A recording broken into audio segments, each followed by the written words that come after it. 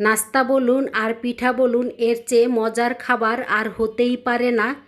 একটা খেলে নিজেকে থামানো মুশকিল হয়ে যাবে। যাকে একবার খাওয়াবেন সে রেসিপি জানতে চাইবে।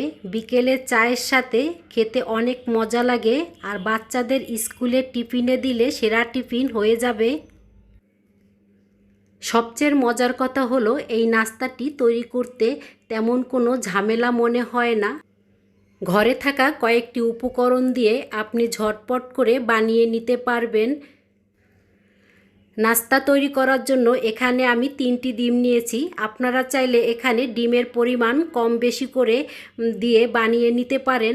তা ডিমের সাদা অংশটা আলাদা করে নিয়েছি, আর কুসুমগুলো আমি আলাদা করে রেখে দিয়েছি।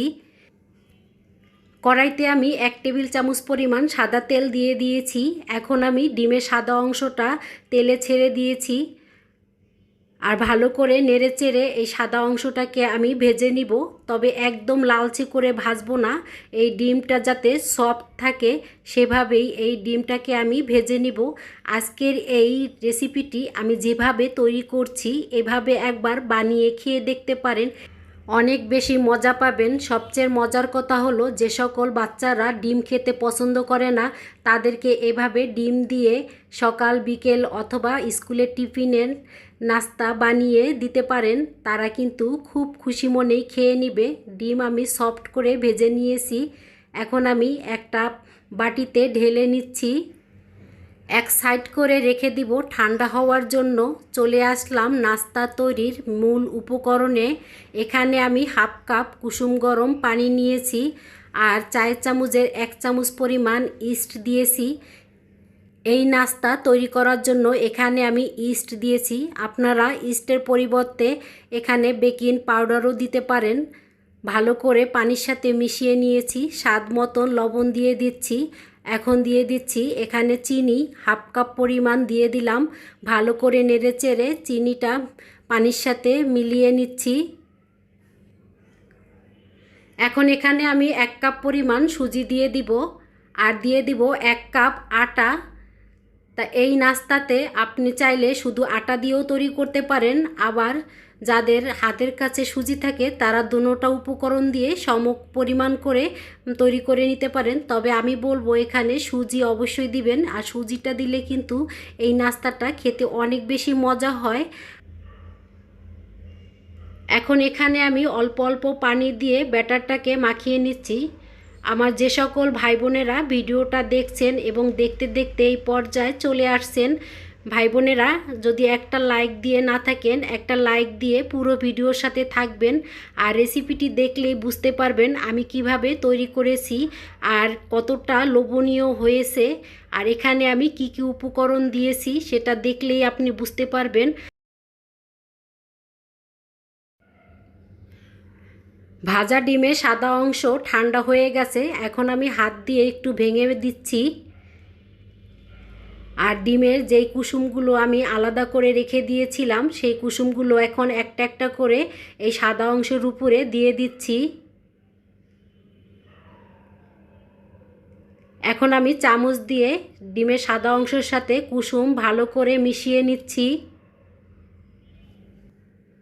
ভালো করে মেশানো হয়ে গেছে। সুজি আর আটা দিয়ে যেই মিশ্রণটা বানিয়ে রেখে দিয়েছিলাম সেই মিশ্রণটা আমি সম্পূর্ণটা ডিমের উপরে দিয়ে দিচ্ছি।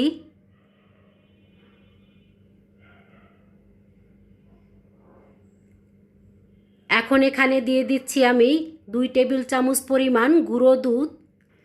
আপনাদের হাতের কাছে যদি গুঁড়ো দুধ না থাকে, সুজি আর আটা মিশ্রণে আমি পানি ব্যবহার করেছি, সেখানে আপনারা লিকুইড দুধ দিয়ে মাখিয়ে নিতে পারেন।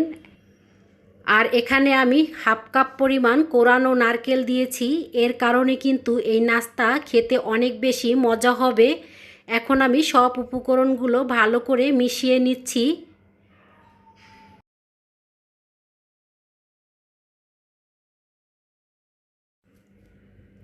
আটা সুজিতে ইস্ট দিয়েছিলাম, সেজন্য ডিমের সাথে মিশিয়ে নিতে একটু সময় লাগবে।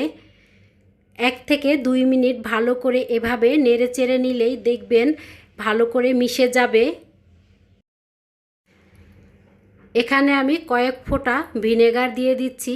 আপনাদের হাতের কাছে যদি ভ্যানিলা এসেন্স থাকে সেক্ষেত্রে এখানে কয়েক ফোঁটা দিয়ে দিবেন, খুব সুন্দর একটা ফ্লেভার আসবে।